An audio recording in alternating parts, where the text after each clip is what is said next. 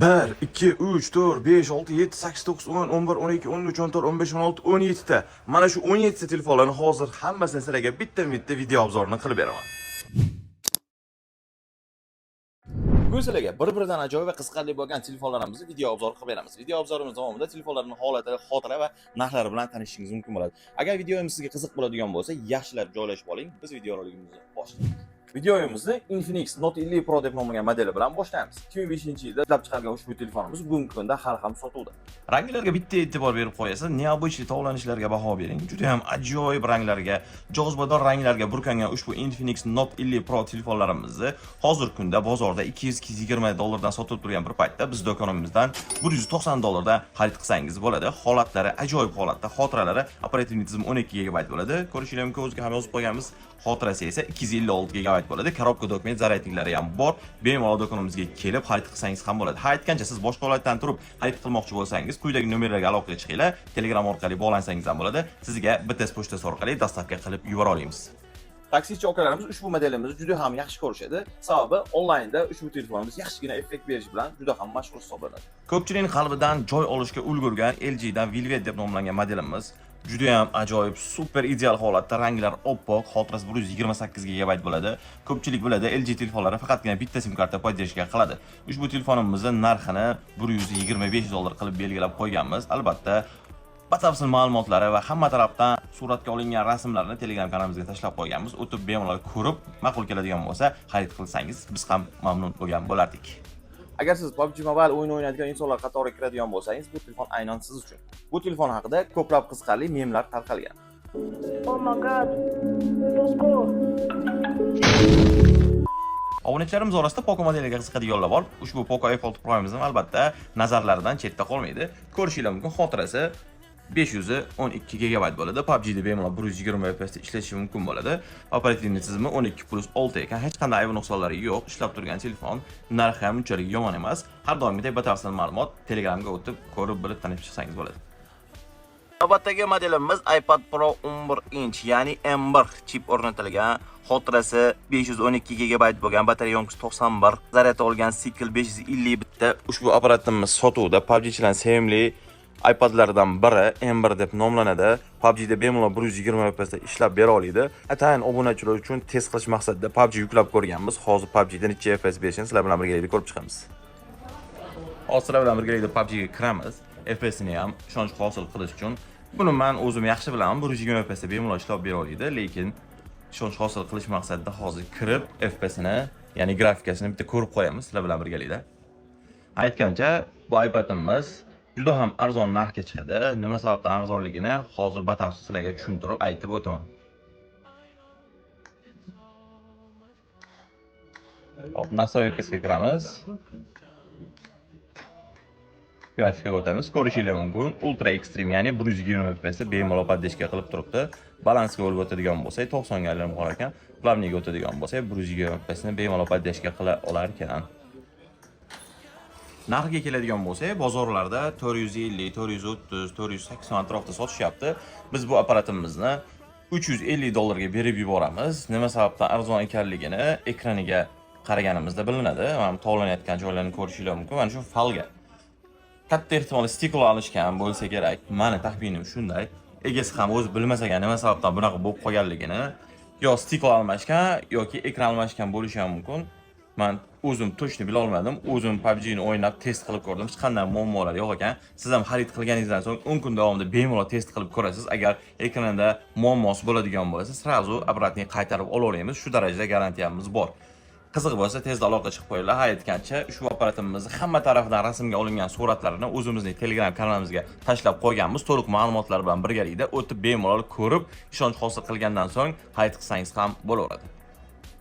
iPadlardan faqat shular bormi, boshqa modellar yo'qmi degan savol sizda ham tug'ilgan bo'lishi mumkin. Bizda iPadlarning ko'plab modellari bor. Faqatgina biz bir ishta modellarni sizlarga taklif qilyapmiz xolos. Qolganlarini Telegram kanalimizga o'tib, obuna bo'lib kuzatib tursangiz, biz har kuni har xil modellardan tashlab boramiz.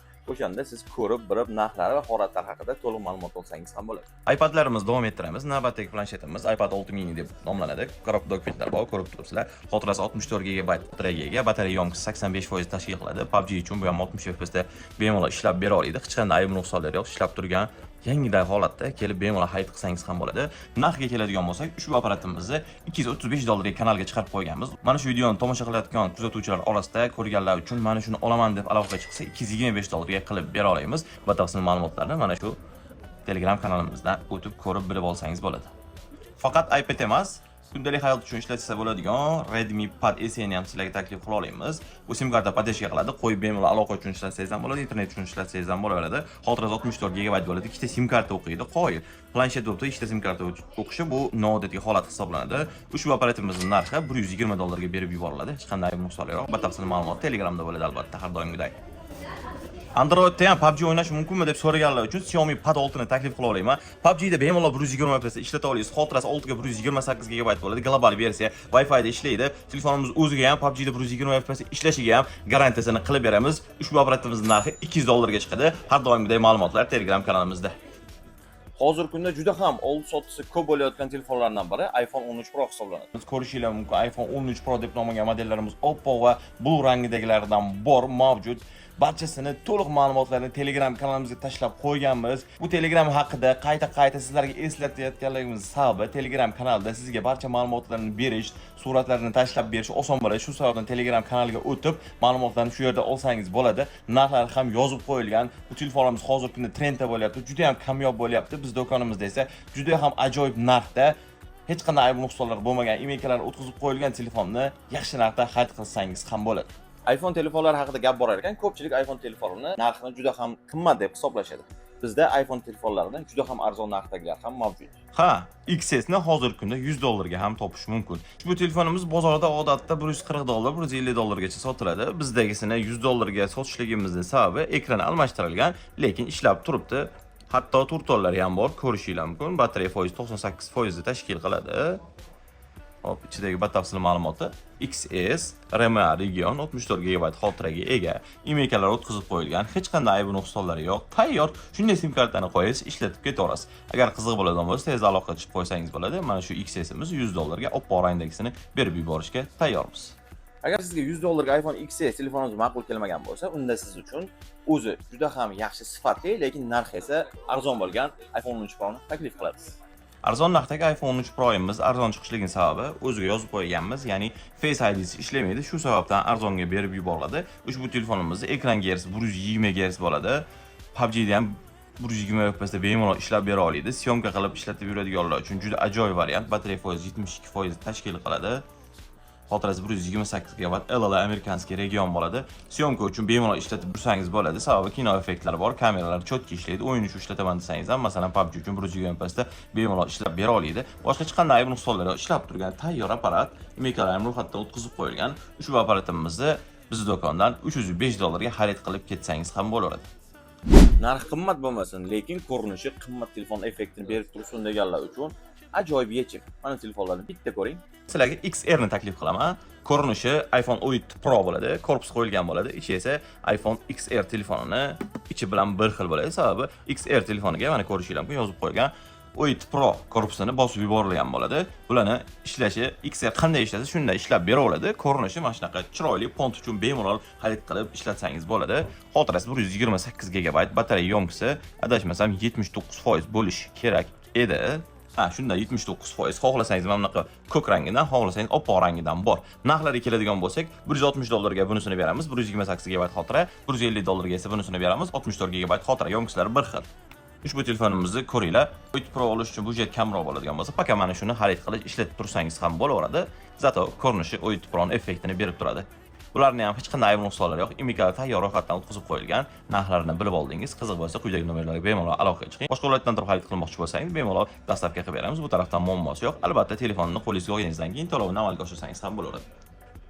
iPhone va Redmi'lardan ko'rsadik. Endigina navbat Samsunglarga. Hozirgi kunda narxi arzonlab qolib, sotilish darajasi rekord darajaga chiqqan Samsung A50 telefonlarimizni biz do'konimizga kelib bemalol $255 dan xarid qilib keta olasiz. Xotiralari 128 GB, operativ tizimi 8 bo'ladi. Ikkita sim karta podeshka qiladi. Ofitsialniy telefon hech qanday ayb nuqsonlari yo'q. Emaillarni ro'yxatdan o'tkazib qo'yilgan tayyor. Menimcha ushbu telefonimiz uchun belgilangan $255 narxi juda ham hamyonbop narx hisoblanadi, chunki apparatimiz pulini oqlab beradigan darajada zo'r ishlab bera oladi. O'zingiz uchun internetdan Samsung A50 telefonini xarakteristikasi bilan qiziqib tanishib chiqsangiz bo'ladi va meni gaplarimga o'zingiz ham ishonch hosil qilgan bo'lasiz. Do'konimizga kelib bemalol mana shu telefonlarni ko'rib xarid qilsangiz ham bo'ladi. Xohlasangiz boshqa viloyatga BTS pochtasi orqali dastavka ham qilib yubora olamiz. Qo'limdagi ushbu modellar bittasi arzon va bittasi qimmat.